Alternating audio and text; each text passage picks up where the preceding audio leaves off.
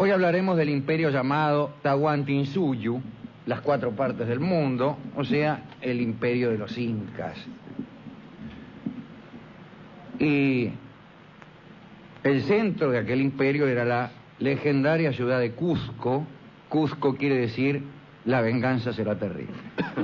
No, el ombligo del mundo. Cusco quiere decir en quechua el ombligo del mundo. El Cusco estaba enclavado en un valle, en medio de cerros andinos, y del cerro llamado Sacsayhuamán descendía un arroyo que separaba la ciudad de sus arrabales, una especie de avenida General Paz, era ese arroyo. Allí habitaban, no en la avenida General Paz, sino en los arrabales, habitaban vasallos, en el Cusco mismo, habitaban vasallos de todo el imperio, grupos de distintas nacionalidades. Era parecida a una ciudad cosmopolita del occidente o de la antigüedad clásica al menos. Hoy hablaremos de algunos aspectos interesantes en la vida de esa gente. Todo el trabajo de organización y de dirección del imperio estaba asegurado por la nobleza, cuyo consejo, como todos sabemos, lo encabezaba el Inca, el capo. 4 altos funcionarios componían ese organismo supremo, que era administrativo, político y judicial, porque no había allí Montesquieu que valiese. Y cada uno de ellos estaba encargado de una parte del imperio, norte, sur, este y oeste. Una de las mayores dificultades que encontraban estos funcionarios era la multiplicidad de dialectos. Se hablaban muchos. Según las crónicas españolas, no se contaban menos de 700 dialectos hablaban los tipos. Y este fenómeno tenía una razón. Además de las dificultades del terreno para que se comunicaran los distintos pueblos que integraban el imperio, era necesario para dirigir la economía que aquellos pueblos no se modificaran a cada instante. Los incas llevaban a cabo precisos censos que servían para la distribución de riquezas por todo el imperio, la minuciosa distribución, o también para obtener información, para proceder a algún saqueo. Tal exactitud exigía una cierta inmovilidad. Si usted hace un censo y la gente se le empieza a mudar, bueno... Sí, fue en vano. Claro. Entonces estaba prohibido a los indios de cada centro circular fuera de su circunscripción sin autorización especial. Si vos nacías en una región, pues ahí tenías que vivir, salvo que te hicieras amigo del comisario. Esto último es un agregado. Vigilar el cumplimiento de esta medida era fácil. ¿Qué quiere decir? Vigilar si alguno se cambiaba de circunscripción. Esto era el cumplimiento de esta medida. O el incumplimiento en este caso. Bastaba observar los vestidos, que eran distintos según las regiones.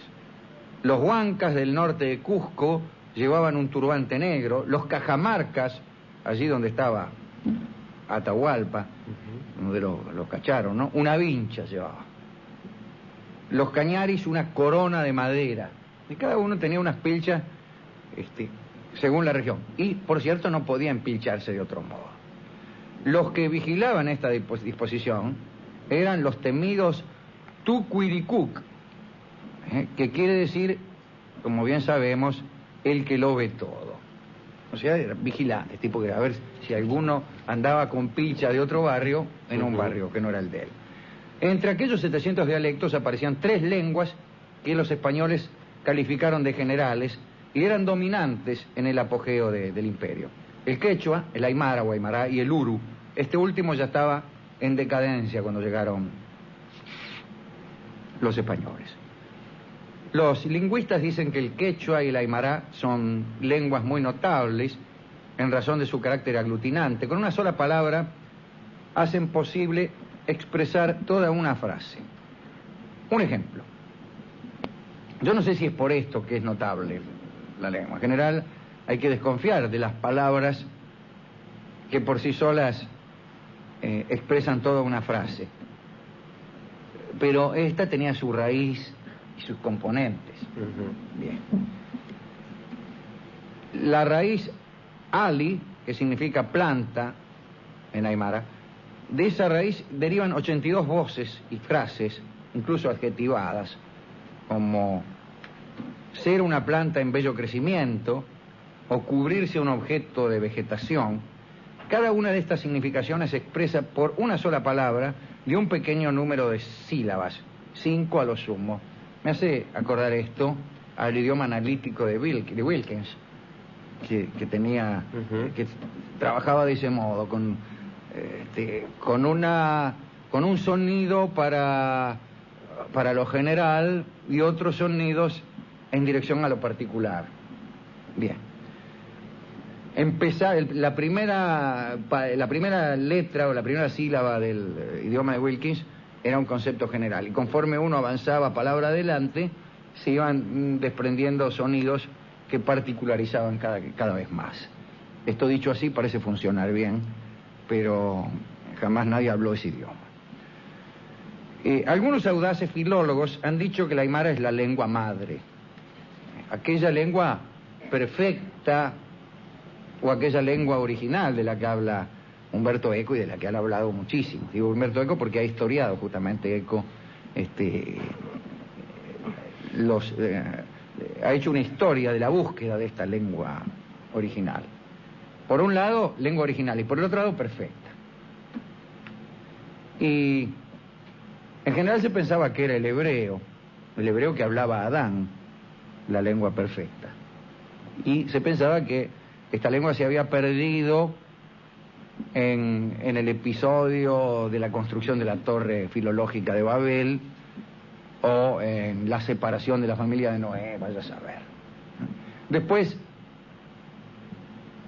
otros trataron de construir una lengua perfecta, ya que no la había.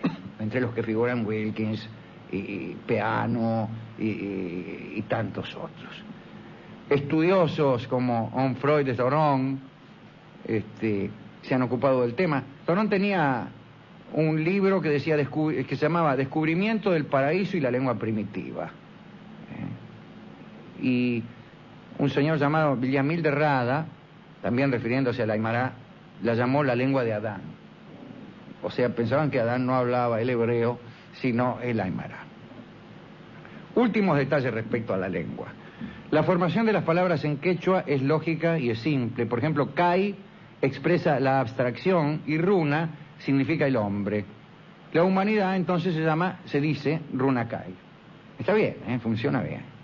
Psiqui indica el hábito, Iliu el alimento, glotón se dirá Iliu psiqui. Parece funcionar. Bueno, y así son muy frecuentes las onomatopeyas. Es un idioma rico en voces que vienen del supuesto sonido que hacen los objetos a los que se alude. El inglés tiene mucho de eso, y el quechua también. Por eso se entienden tan fácilmente los ingleses y los quechuas. Estornudo se dice achicuni. Bebé se dice guagua. Como sabemos todos los que hemos oído canciones del norte. Guagua, sí. Le llora la guagua debajo del enagua.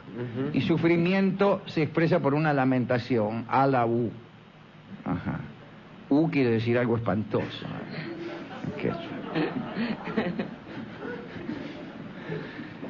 En aymara ciertos pájaros tienen por nombre la imitación de su canto. Cochichi se llama un pájaro que hace cochichi. Cochichipás. ¿Dónde vive usted? En Cochichipá, dijo el tal. O también otro pájaro que se llama leque, que parece más bien un apodo de barrio. Bueno, vamos a contar algunas cuestiones acerca de la medicina de los incas. Al parecer fue un aspecto que el imperio incaico pudo desarrollar muchísimo.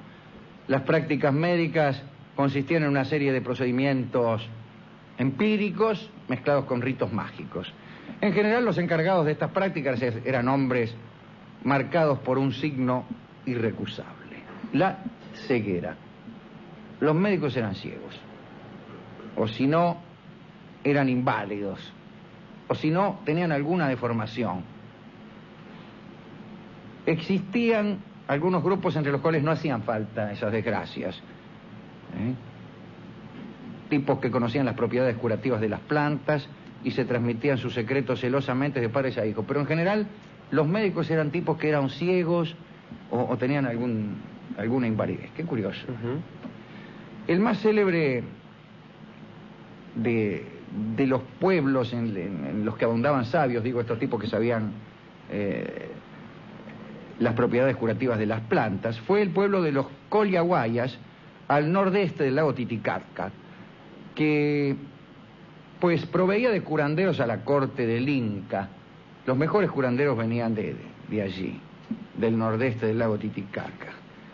Y bueno, luchaban contra algunas enfermedades específicas de América que causaban estragos. La verruga y la uta. Repito, la verruga y la uta, dos enfermedades.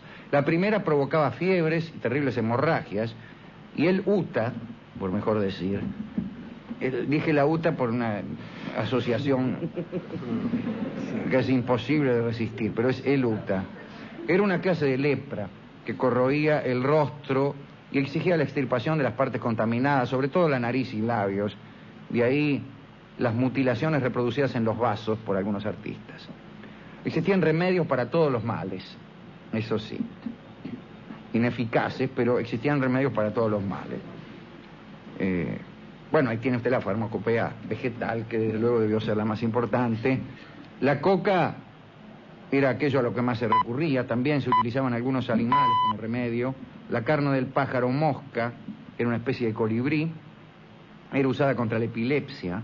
La carne fresca de vicuña contra los males de la vista. El caldo de un cóndor joven contra la locura. Y los insectos chuquichuqui. ¿Qué tal? Luego de hervidos se usaban contra la verruga, no contra las verrugas, tal como las interpretamos nosotros. El hombre mismo aportaba su contribución, sobre todo, disculpen ustedes, mediante los orines. Eran muy usados, las aguas menores eran muy usadas en medicina. Toda familia guardaba en un recipiente este líquido amoniacal y se usaba en forma de fricción contra las jaquecas, de calmante contra los males de dientes, lo cual nos recuerda que los orines eran utilizados en la antigüedad clásica como líquido para limpiar los dientes, y que los orines españoles eran los más buscados en Roma. Pero no solo curaban los dientes, sino también la garganta. Se lavaba con orines a los bebés afiebrados. Para las mordeduras se recurría en cambio a los excrementos. Y para los envenenamientos, a las cenizas de cabello ingeridas con un fermento de frutos. Hay que decir que una gran cantidad de medicamentos se hallaban, por así decirlo, al alcance de la mano.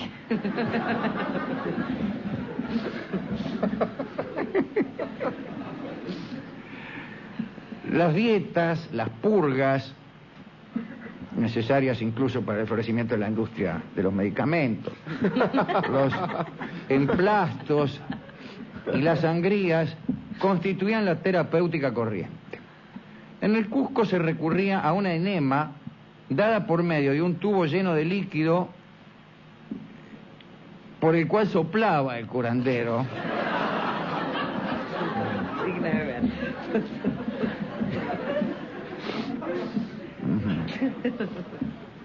Bien. También aparecían las expiaciones por medio de oraciones y sacrificios, la expulsión de los malos espíritus con ayuda de hechiceros, etcétera, ¿no? Sí, digo, esto únicamente se hacía si las medidas anteriores resultaban ineficaces. Ante el fracaso de un enema, lo cual era muy frecuente,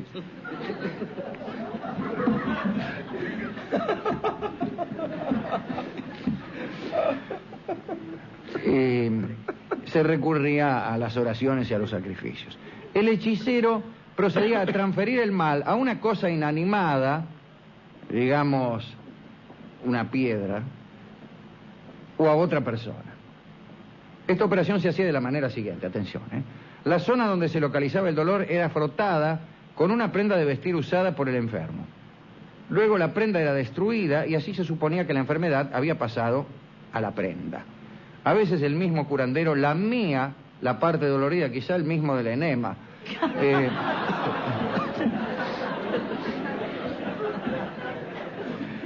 Aunque por su condición, por su condición de curandero, no caía enfermo, tenía una especie de acomodo.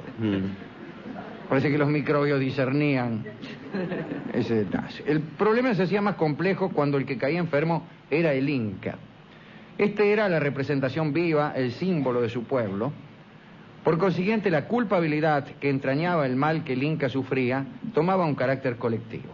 Recuérdese también, es parecida a la idea que tenían de su emperador los japoneses. La persona, el mikado, era sagrada, pero además los errores cometidos por el emperador del Japón producían catástrofes. En este caso un poco al revés. La enfermedad del Inca, también como en China, suponía una culpa. En China suponían que la culpa era del emperador, que el emperador gobernaba mal y por eso había terremotos. Esto no es del todo peregrino.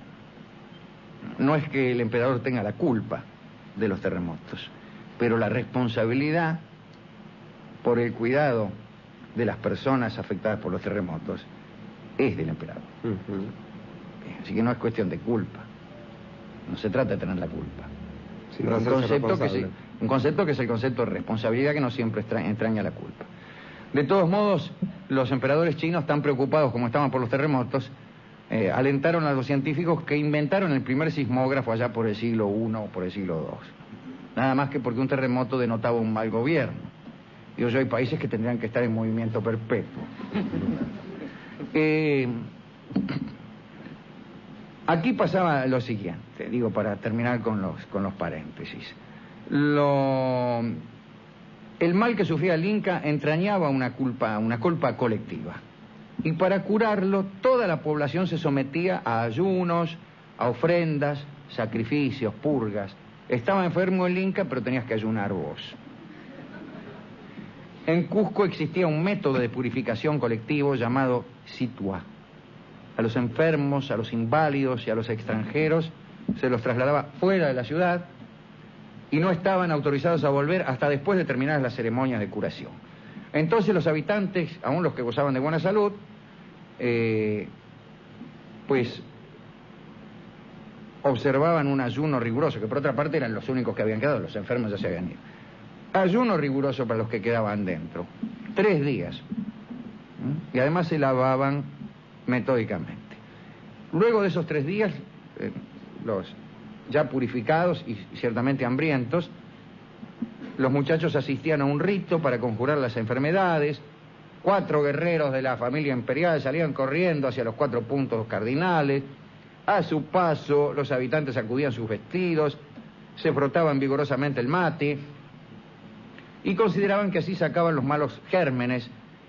Yo no creo que tuvieran mucha idea de los gérmenes, los malos espíritus o qué sé yo, y los arrojaban al camino para que los guerreros se los llevaran lejos de la ciudad. Un último aspecto.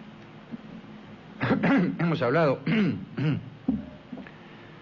de medicina, de ciencia, de lengua y ahora de justicia. La ley del Inca era implacable, naturalmente por su carácter divino, así que su violación constituía un sacrilegio. Sin embargo, la legislación de las penas tomaba en cuenta la reacción del sujeto de acuerdo con la clase a la que pertenecía. Las penas eran más suaves para un miembro de la nobleza.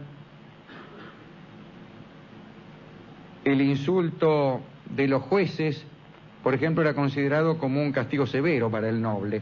Vos eras noble, cometías un delito y el juez te insultaba, te decía atorrante, compadrito, y ya estabas. Las sentencias se dictaban apenas terminada una especie de interrogatorio que hacían. A veces se recurría a la tortura para arrancar confesiones. No había apelación. Por supuesto existían mazmorras como esta, y muchas crónicas han descrito celdas llenas de animales salvajes que funcionaban como una especie de ordalía. Me acuerdo del juicio de Dios de la Edad Media, ¿no? El acusado que se conservaba vivo más de 48 horas era considerado inocente. En un manuscrito, el cronista Poma de Ayala dio una lista terrible de castigos. Para la plebe la pena de muerte era de aplicación corriente, por la horca o lapidación. Otro castigo era el mazazo en los brazos y la reclusión en cuevas donde pululaban sapos, serpientes. Como castigos menores aparecían el látigo o el envío a las plantaciones de coca en las tierras cálidas. Un último detalle: los delitos contra los bienes del imperio eran los más severamente penados. Quien robara maíz en un campo del Inca, o rompiera un árbol frutal, o destruyera un puente, que se yo, era condenado a muerte sin juicio previo. Todas estas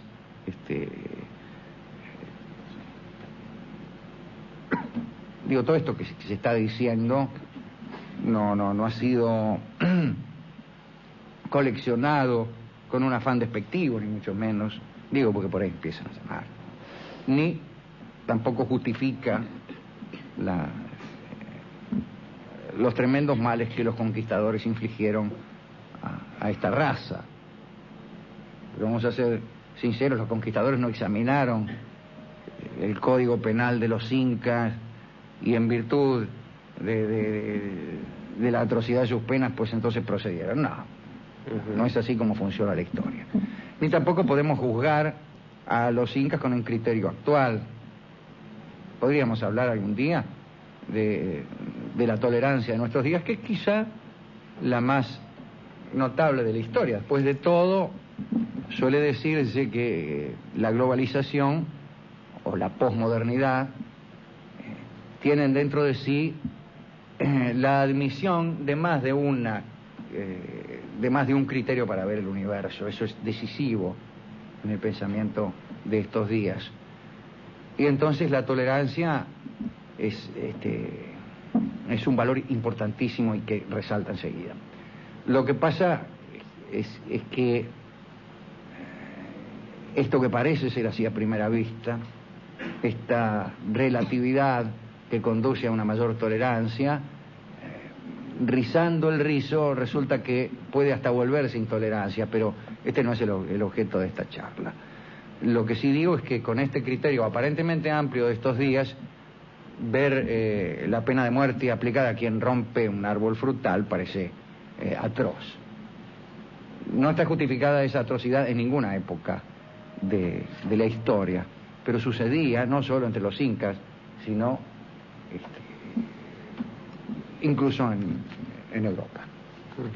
No muchos años antes de la llegada de los conquistadores a América, se tomaba en cuenta el juicio de Dios del que hablábamos párrafos atrás, ¿no? O sea, un tipo se sometía a una prueba imposible de cumplir, por ejemplo, caminar sobre las brasas para ver si era inocente. Resulta que si era inocente no se quemaba. Bueno, es una brutalidad. ¿A quién podemos dedicar esta pequeña charla? Bueno, por cierto, a los quechuas, a los pobladores del inmenso imperio inca, a los de Quito, a los de Cusco, a los de Cajamarca, de todas las ciudades del imperio. Y al pobre Atahualpa, al Inca, o a uno de los dos aspirantes al trono, el otro era Huáscar, que se encontraron los españoles cuando llegaron, ya que tuvieron hasta la fortuna de llegar en plena guerra civil. Atahualpa y Huáscar se disputaban el poder. Pero Atahualpa fue el que... Los dos llevaron una parte espantosa, pero Atahualpa cayó en manos de Pizarro, aquel por el que pidieron un rescate consistente en llenar una habitación hasta la altura de Atahualpa. Atahualpa dicen que era un mozo muy inteligente, le habían enseñado a jugar al ajedrez, era un mozo interesante. Entonces está bien, Atahualpa. ¿Y con qué podemos ilustrar este catálogo de costumbres de los quechuas? Bueno, no hemos hablado de la música, por cierto, pero vamos a ilustrarla con hijos de la música. Con hijos de la música que en quechua se dice huancahuá. Los huancahuá cantan una zambita que tiene mucho que ver con la medicina de aquellas regiones y de aquellos años, la samba de los yuyos.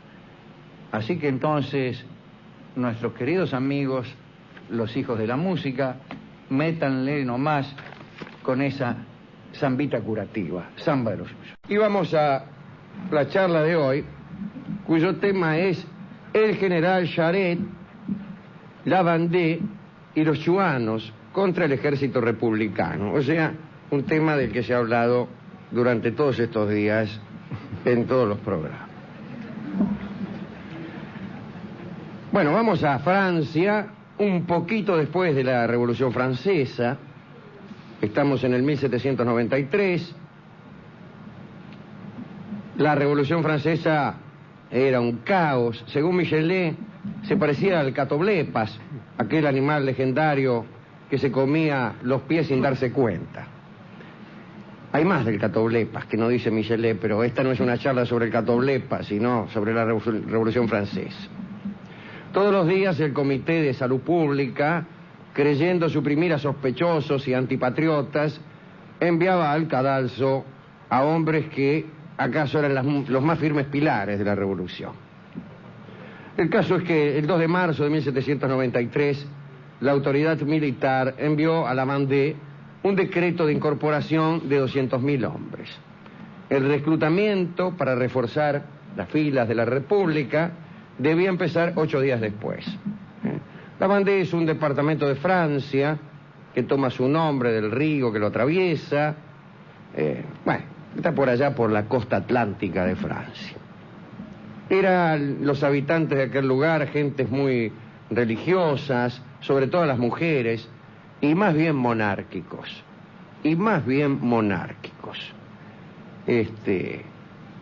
Calcule usted, le llega un decreto de convocatoria de 200.000 tipos para engrosar la fila de la República, justo, cosa que no le haría gracia a nadie, justo en un departamento monárquico, por añadidura. Entonces, las mujeres de la Vendée, que además detestaban a los revolucionarios a causa de la actitud de la revolución respecto a los curas del lugar, pues incitaron a las mujeres, digo a los hombres, a rebelarse, a no alistarse y a rebelarse. Las mujeres estaban además horrorizadas ante la posibilidad de quedarse solas, porque el número que se requería, 200.000, era prácticamente el mismo que alcanzaban a sumar todos los habitantes masculinos del lugar. Quiere decir que las mujeres, si se incorporaban todos los niatos, iban a quedar Solano Lima. Por fin, del 10 al 15 de marzo, toda la región de la Vendée se rebeló. Las mujeres tomaron parte activa en aquellas operaciones, empuñaron las armas, hicieron de mensajeros, de espías, de enfermeras, etc. Y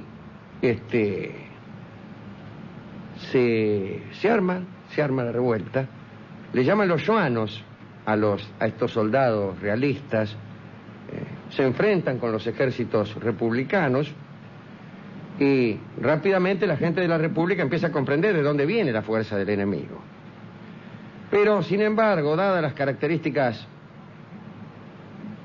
de algunos jefes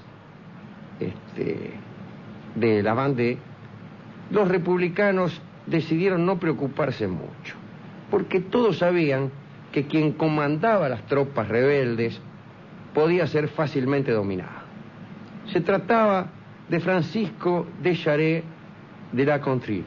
Había nacido en 1763, era teniente de navío y, disconforme ante las medidas que se tomaban en París, había decidido unirse a esta rebelión de la que hablamos. Y parece ser que el tipo era famoso por tener una fuerte debilidad. Le gustaban mucho las minas. Tenía un montón de damas nobles rodeándolo, campesinas y redondamente rameras que venían de Nantes. Y según los historiadores, fue esa debilidad por las mujeres lo que hizo que los chuanos no pudieran hacer una restauración monárquica. El amigo Charette tenía establecido su cuartel general en Lege, donde las mujeres que formaban como una especie de harén ocupaban varias casas. Las minas que el tipo utilizaba para su recreación vivían ahí en 2 o 3 casas.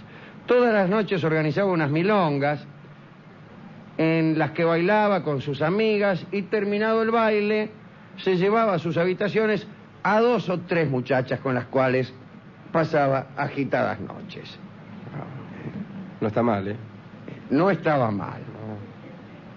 Monsieur de Jarret no se contentaba con llevar a las mujeres a su lecho, no quiero pensar cómo sigue este periodo, sino que además las colocaba en los puestos más importantes. Y aquí hay una lista de los puestos importantes que ocupaban aquellas mujeres que Jarret se llevaba a la cama. La encantadora lavandera Machecoul, vestida de hombre, combatía a la cabeza de los ejércitos. La viuda Casal, cuyos muslos eran de un trazo perfecto, dice el cronista libidinoso, se ocupaba de las relaciones, pero con Inglaterra y los emigrados. Marie Logdet hacía de agente de enlace con los otros ejércitos de la Vendée. Los víveres, las armas y la propaganda estaban confiadas a Mademoiselle Guerry, que tenía solo 15 años, pero que poseía el busto más hermoso del mundo. Madame de Bruck, cuyos ojos negros enternecían a Jarret, se encargaba de los impuestos. Y Madame Duvief, que poseía un lascivo caminar, dice, debe ser la peor de todas, porque... Sí. Mal no caminás. Claro, pero el caminar no es una virtud. Además, en cierto momento hay que detenerse. Bueno, era la secretaria. Todas estas mujeres terminaron por hacer de Monsieur de Jarret un héroe de leyenda. Parece que al principio tenía Jarret un aspecto humilde, descuidado, pero después de tomar el mando de los chuanos, se había transformado en un hombre fino y distinguido, lo que hace una mujer, o varias. Llevaba corbatas con bordados flotantes, vestidos de seda verde y plata, un sombrero cargado de plumas, y poco a poco se fue formando un grupo de amazonas que junto a Jarret comenzaron a descuidar el frente de batalla para entregarse a todo tipo de placeres y diversiones. Qué monarquía ni qué monarquía. Cuenta el historiador Saint-Beuve que una noche después de la comida, el Estado Mayor de Jarret anunció que iban a jugar a las escondidas. Pero parece que el reglamento de este noble juego fue modificado. Las mujeres se esconderían y los hombres deberían buscarlas.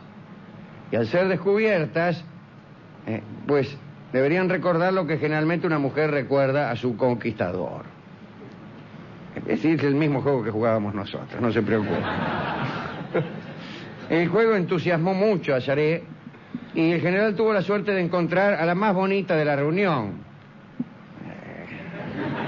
Esto no fue suerte, Lucille de Chatagnier. Tipo fue la piedra libre para Lucille de Chatagnier, que está escondida arriba de la cama.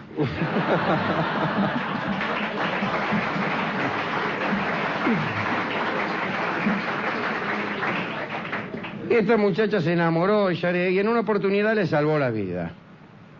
Un día, cuando su jefe se vio perseguido por los republicanos, Lucille, junto a unas amigas, pues atrajo a las tropas oficiales, las tropas republicanas, hacia un bosque y se hizo matar, repito, se hizo matar para que su amante pudiera huir hacia Clisson. Las amigas disfrazadas de soldados chuanos dispararon a la guardia republicana, empezó después una persecución que terminó en el bosque donde las atraparon a todas, las desenmascararon les pidieron que confesaran a dónde había huido Charé, no quisieron decirlo y fueron fusiladas todas. Charé era muy celoso. Un día se enteró de que una de sus amazonas estaba a punto de casarse con un oficial llamado Lampié y no le gustó nada. Se disfrazó él y algunos hombres de soldados republicanos, les dijo a sus soldados que desbarataran la comida de bodas. Aparecieron los falsos revolucionarios, desbandada, raje, los invitados que se tiraban por la ventana. Y el supuesto capitán de la tropa dijo: las mujeres deben quedarse, los hombres que salgan. Y pronto no quedó en la habitación más que un grupo de mujeres temblorosas y solita la novia. En ese momento entró a la fiesta Monsieur Charé con un ramo de flores en la mano. Pidió perdón por la mascarada y ante las invitadas que quedaban se precipitó sobre la novia y se la llevó a su casa. Así que el casamiento no se concretó y el pobre oficial Lampié se pasó al bando republicano, revelando que las convicciones políticas no siempre devienen de la lucha de clases o de los fenómenos económicos. En este caso, no. El 3 de abril de 1794, hacia la medianoche, Charé se encontraba muy a gusto junto a una señorita llamada casualmente Monsorbier. En ese momento golpearon a su puerta para avisarle que soldados de París se dirigían al pueblo. Y dicen que Charette dio las órdenes de combate y la estrategia sin interrumpir ni un solo momento los debates amorosos.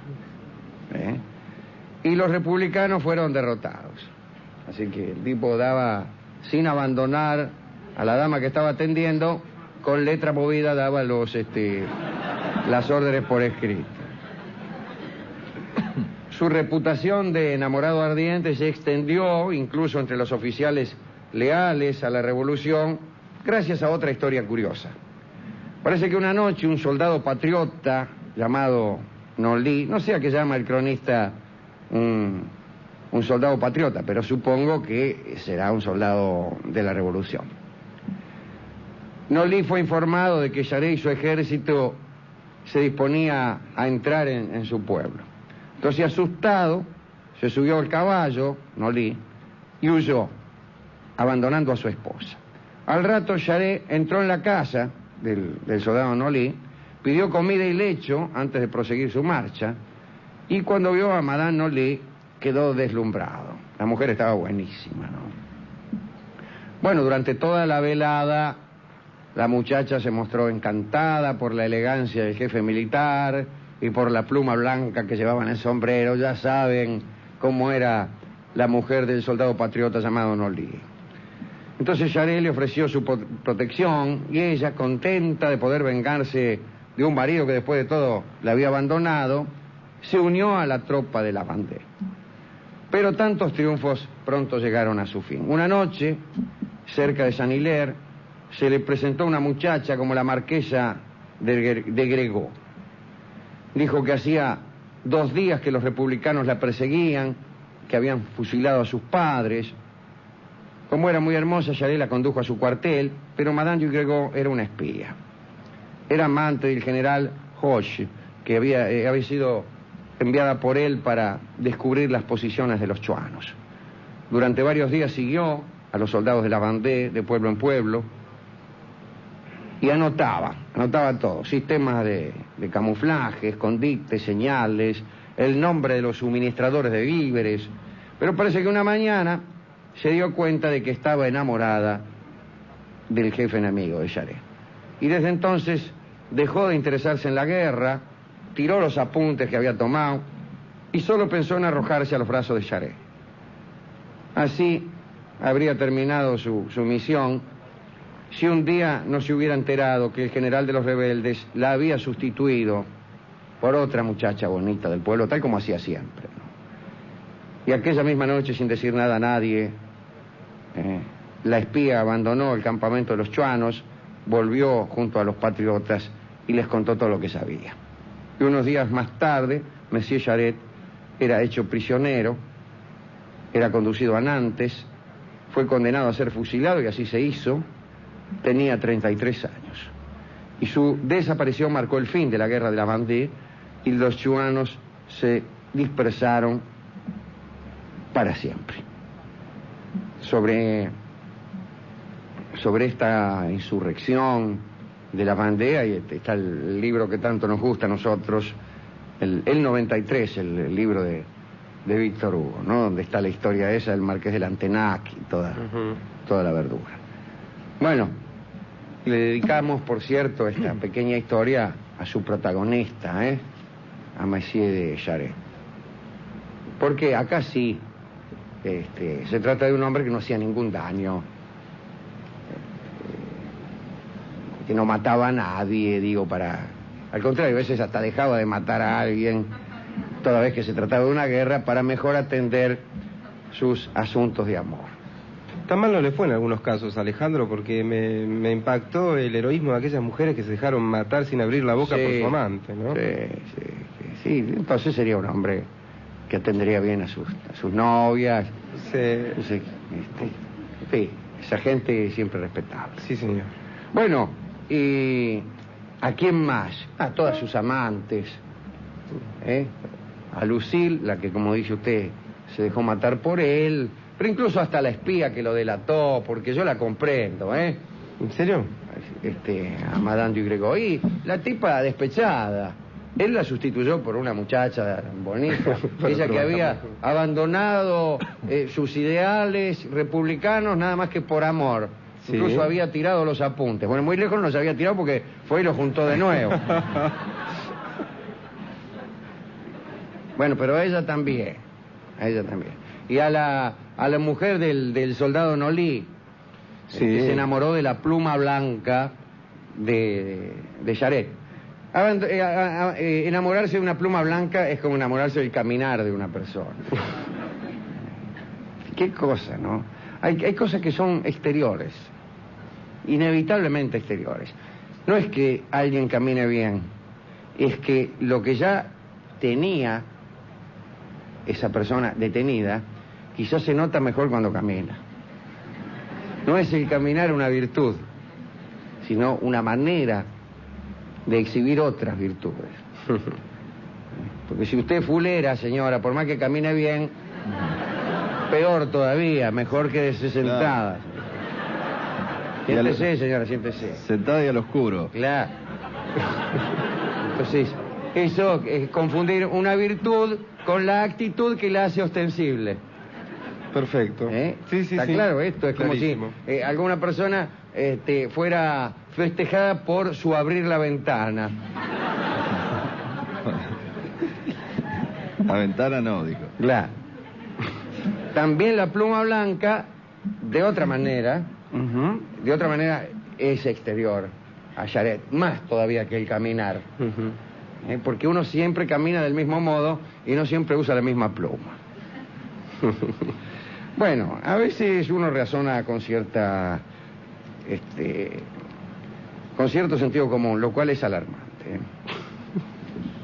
Rolón, cuando vea que el sentido común lo está desbordando, avanza sobre mi persona, convirtiendo todo mi discurso en una previsible colección de tópicos, pégueme una trompada. Bueno, quédese tranquilo, Alejandro. Vamos a ilustrar este relato con una canción de Edith Piaf que se llama, cuyo título permite casi dedicárselo a Charette, Mon Legionnaire, se llama la canción que va a cantar Edith Piaf.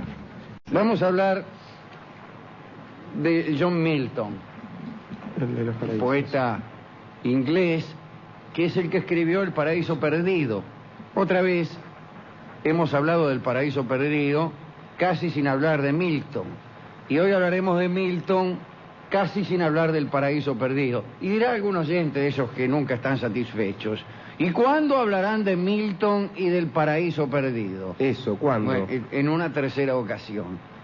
Primero el pie, luego la cabeza y después la patada en la cabeza, como suma de estos conceptos. En realidad es más gracioso con otra cosa, pero bien. Sí. Yo conociéndolo me lo imaginé. Claro. Bueno, hablemos hoy de Milton, que vendría a ser lo que viene después del pie.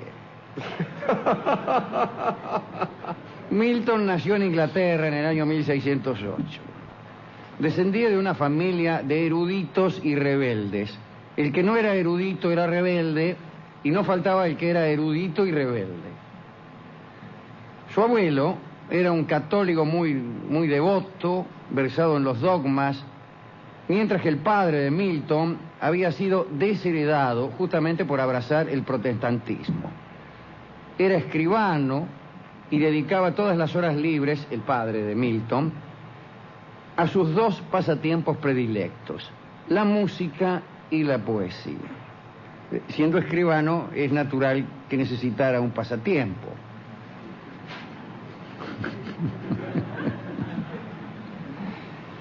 Alcanzó el padre de Milton una situación próspera, compró una casa en Bridge Street, en Londres, y allí nació John. Era el tercero de 6 hijos, se crió en una casa donde se leía y se cantaba la mayor parte del tiempo. Y eso está bien. A mí me gustan las casas donde se canta y se lee, especialmente para criarme. Después no tanto. Y escribió al respecto John Milton: mi padre me destinó desde niño a seguir la senda literaria, y era tan voraz mi apetito por saber que desde los 12 años rara vez dejé de estudiar y rara vez me acosté antes de la medianoche. Y allí empezaron mis ojos a padecer. Además sufría frecuentes jaquecas que, según él, no lograban enfriar el ardor de la curiosidad y la búsqueda del saber. Habla de los ojos porque famosamente Milton era ciego, o quedó ciego. En el año 1620 ingresó a la escuela de St. Paul. Los maestros lo consideraban un estudiante de excelente erudición y opiniones algo raras, como suele ocurrir con los que tienen excelente erudición.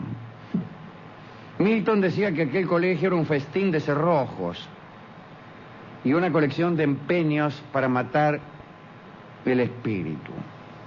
Es cierto, hay lugares que parecen destinados a aniquilar el espíritu, lugares donde todo florecimiento del alma es rápidamente sofocado. Bien, pienso en algunos lugares, pero no quiero decirlo para no distraer la atención del oyente en otra cosa que no sea la biografía de Milton. Tenía el pobre Milton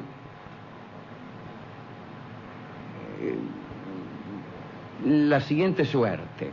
Digo el pobre Milton y debí decir el afortunado Milton en este caso, porque parece que los alumnos eran castigados con azotes y casi todos gastaban el tiempo en pensar cuál era la forma de evitar ser castigado. No se sabía bien si había que ser muy erudito o muy juicioso, porque siempre los maestros encontraban un pretexto para el azote, para el rebencazo y para la patada. Cosa curiosa, el único alumno de su promoción que no recibió nunca un latigazo ni un reglazo en los dedos fue Milton. Quizá porque tenía ese término medio que es lo mejor para pasar desapercibido y para eludir los castigos. Cosa que sabe cualquiera que alguna vez haya tenido que pasar por el servicio militar. Milton siempre fue un rebelde, pero nunca grosero. Algunos confunden, particularmente en estos tiempos, la grosería con la rebeldía, de suerte que hay personas que ejercen inversamente la fórmula de Milton.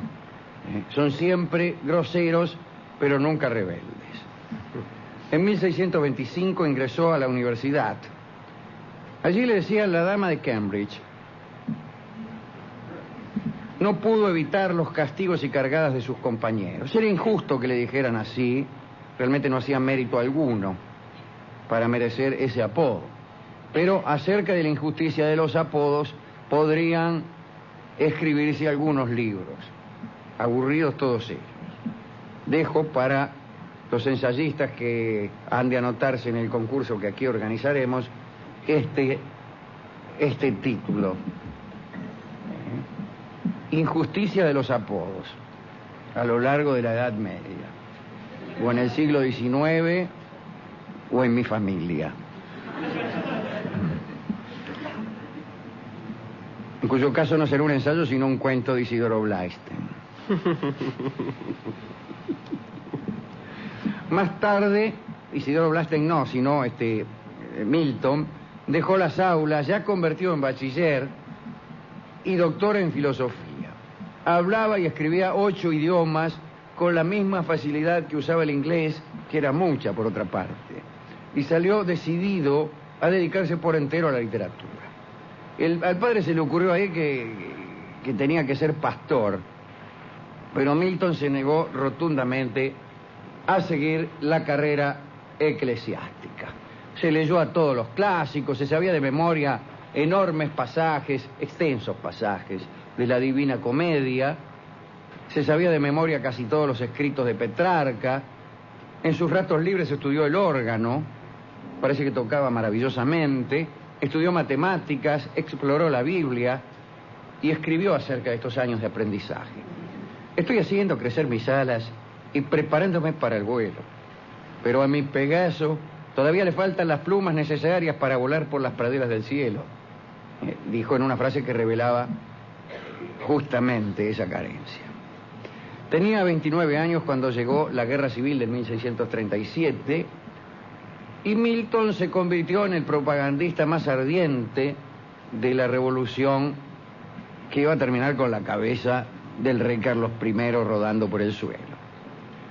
Había decidido sacrificar su vocación por la poesía y hasta su vida para defender los derechos de los hombres contra los llamados derechos divinos que alegaban poseer los reyes. Por esos tiempos escribió un folleto en defensa de la libre palabra y dice lo siguiente: aquel que mata a un hombre mata a una criatura dotada de razón, pero el que destruye un buen libro mata a la razón misma, etcétera, etcétera, etcétera. Sigue así durante largos párrafos sin que la idea progrese. No es una idea muy interesante que digamos. Destruir un buen libro, decía, es más que asesinar una vida, decía al final, ya como si terminaba igual que empezaba. No solo desafió Milton a los censores. Cuando rodó la cabeza de Carlos I, Milton aplaudió la ejecución y llegó a santificarla. Un tiempo antes había conocido a una hermosa muchachita llamada Mary Powell. Ella tenía 17 años, parece que era alegre, jovial y, ¿cómo decirlo?, un poco ligera de cascos, por no decir otra cosa. Dice Borges: Milton pensaba que para cantar canciones heroicas había que tener un alma heroica. Por eso, como un sacerdote de la poesía, se mantuvo casto hasta el día de su matrimonio, pese a su temperamento sensual. Ahora, ¿por qué? Yo no desconfío de los temperamentos sexuales que no florecen de algún modo, ¿no? En todo caso, ya se sabe lo que sucede cuando un hombre se mantiene casto, siendo que es el novio de una muchacha alegre, jovial y ligera de casco. Se casaron, pero el matrimonio no funcionó porque parece que la castidad continuó y la ligereza de cascos de Mary también. Mary acusó a Milton de tratarla como un sacramento.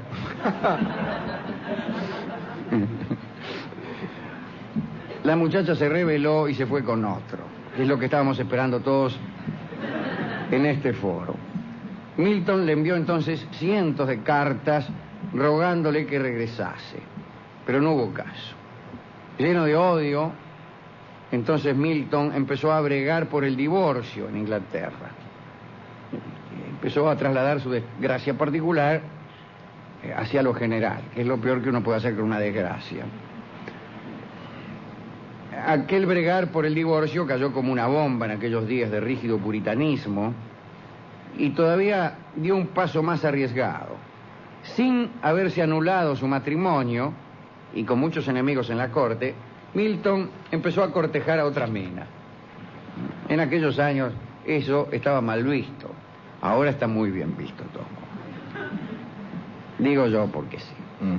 Esta actitud, o mejor dicho, aquella actitud, desesperó a Mary. Cierto día, al volver de la casa de un amigo, Milton se encontró con la sorpresa de ver que Mary había regresado. He vuelto, dijo Mary. Cayó de rodillas y le pidió perdón. Escribió Milton en sus cartas del día, una especie de diario, ¿no? Qué extraño es sentir la instantánea desaparición del enojo y la urgente necesidad del milagroso abrazo. Como se ve, las historias de amor son siempre lo mismo, son muy vulgares. Después es uno el que con atributos de poeta y de santo las rescata de la vulgaridad. El caso es que volvieron a reunirse, ¿no? Pero otra vez las cosas salieron mal. Mary llevó a toda la familia a vivir con ellos, el padre, la madre, varios hermanos y hermanas, todos a vivir en la casa de Milton. Para peor, parece que tenía unos alumnos bastante indisciplinados, Milton, que iban a las clases de filosofía nada más que para mirar con lujurioso deseo a las hermanas de Mary, que tenían los cascos tan ligeros como ella.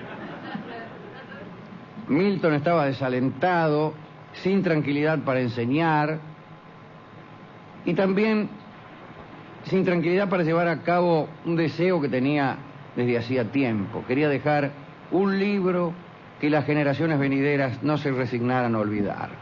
Ya desde la adolescencia pensaban escribir una gran epopeya. Sin embargo, por un tiempo, aquella intranquilidad se dio paso a otro tipo de preocupaciones porque lo nombraron secretario latino de Cromwell. Cuando Cromwell llegó al poder, lo nombró secretario de lenguas extranjeras, una especie de canciller, de traductor, etcétera. Tenía que traducir despachos, dicen que era una tarea titánica y que a causa de ella perdió la vista. Nunca hizo caso a las recomendaciones del médico que le decía: lárguese laburo, John. En fin. Si mi afección es incurable, dijo, me dispondré a soportarla y a sosegarme. Tiempo más tarde murió Cromwell, volvieron los Estuardo al poder, subió al trono Carlos II, los cortesanos le presentaron al rey una lista de antiguos regicidas, allí estaba Milton. El rey la rechazó alegando que su mano era incapaz de firmar sentencias de muerte, pero bueno, lo metieron en cana Milton, ¿no? Al principio pudo eludir la captura, ayudado por amigos que lo escondían. Mientras no lo encontraban, quemaron sus libros, se confiscó su casa, se realizó un funeral festivo en su agravio, todo para chuparle las medias a Carlos II, ¿no? Bueno, al final lo encontraron y lo mandaron en cana. Mientras el poeta estaba preso, murió Mary. Tenían 2 hijas, Mary y Anne. Al salir se casó con Catherine Woodcock, pero la chica murió a los 2 años. Luego se casó por tercera vez. En esta oportunidad la chica se llamaba Elizabeth. Con ella y con las hijas del primer matrimonio se fueron a vivir en Barbican. Nadie soportaba la terquedad de Milton, era un tipo insufrible. Lo ayudaban, pero los tenía podridos a todos. Se sentía inspirado, por ejemplo, en medio de la noche y los despertaba a todos, claro, para dictarles. Despiértense, 3 de la mañana. Despiértense, que quiero dictarles mis pensamientos.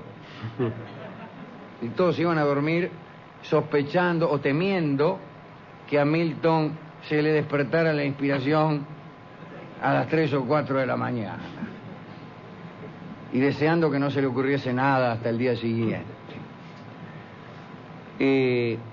Los amigos que lo visitaban lo consideraban como un semidios herido, vestía solo de negro, se sentaba todo el día en un sillón que parecía un trono y durante esos días escribió El paraíso perdido. Fue, según las palabras de Milton, un esfuerzo épico por justificar la conducta divina para con los hombres. Milton decía que era mucho mejor perder y luego recobrar nuestro cielo que no haber experimentado nunca el dolor de la pérdida ni la alegría del recobro. Si el hombre no sufre, pensaba Milton, nunca conocerá la ternura. No está mal esto. La obra fue recibida fríamente por el público. Borges dijo de este libro: es uno de esos libros que el lector admira y abandona. Es uno de los más grandes libros que se ha escrito en lengua inglesa y uno de los más aburridos que se ha escrito en cualquier idioma. Samuel Johnson, uno de los críticos más importantes de Inglaterra, según ustedes saben, el Dr. Johnson, escribió esto: nadie deseó nunca que fuera más extenso.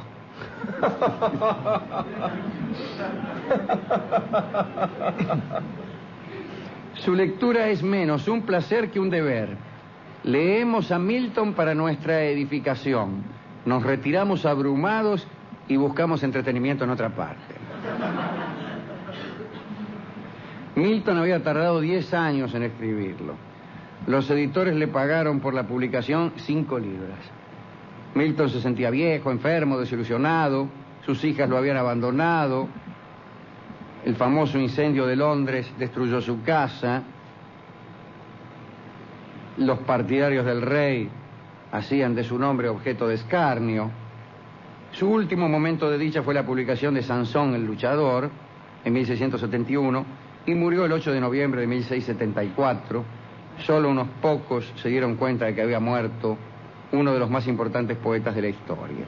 En los periódicos salió así: ha muerto John Milton, hombre viejo y ciego que escribía documentos en latín. Aquí hemos hablado del paraíso perdido, de estos libros entre el cielo y el infierno, donde se cuenta el conflicto y la caída de Satán. Cómo cae Satán. Hay algunos, cuando Satán nota que ha perdido la esperanza y ha perdido al mismo tiempo el miedo, se da cuenta que puede ser dueño, eligiendo el mal, de más de la mitad del universo. Aparece también en aquel libro la creación del hombre y su perdición por culpa de Satán. Aparecen otros ángeles, algunos ángeles que lo secundan en su rebelión y lo acompañan luego al infierno, ya convertidos en demonios. Aparecen otros ángeles que permanecen leales. Ahí está usted mismo, Gabriel, bueno, Rafael, Miguel, todos los ángeles y arcángeles, y bueno, de un lado y de otro. Ese es el paraíso perdido, ya lo hemos glosado extensamente. ¿A quién dedicar este recuerdo de Milton? Bueno, al pobre Milton, una persona austera, incluso, usted sabe, él escribía sin rima. Él escribía sin rima. Creo que comienza así El paraíso perdido, con una defensa de la ausencia de rima. Él dice que los clásicos no conocieron la rima. Es una página que impresionó mucho al joven Borges, que no usaba rima. Lo usó mucho para castigar a Lugones, para castigar la rima. Y bueno, también lo hemos glosado eso. Pero a Milton se lo podemos dedicar. A la mujer, ¿no? A Mary. A Mary. Y a las hermanitas. A las hermanitas. No se habla mucho de aquí de las hermanitas. Claro, como no han escrito El paraíso perdido. Bueno, pero el único dato que nos llega de ella es bastante alentador, ¿no es cierto? Sí, pero llega por cronistas que son muy desconfiados.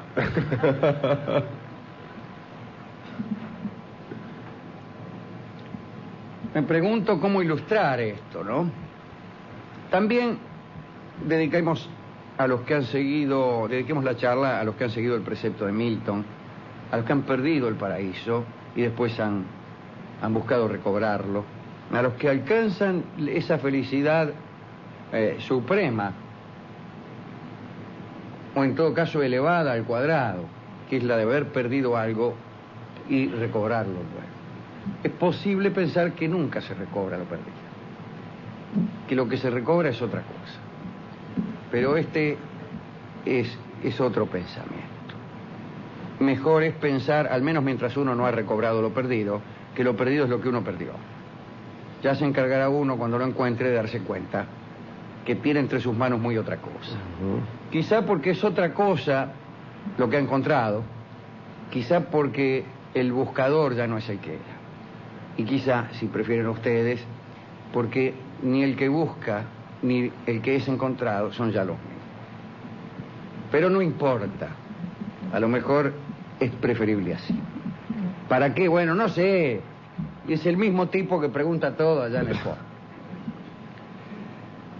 Bien, a los que han buscado y han encontrado y a los que buscan.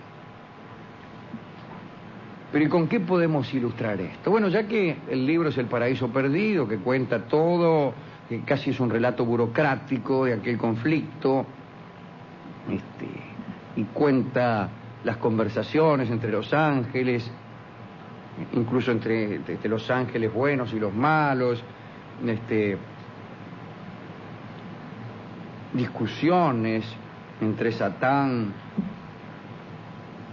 y Gabriel.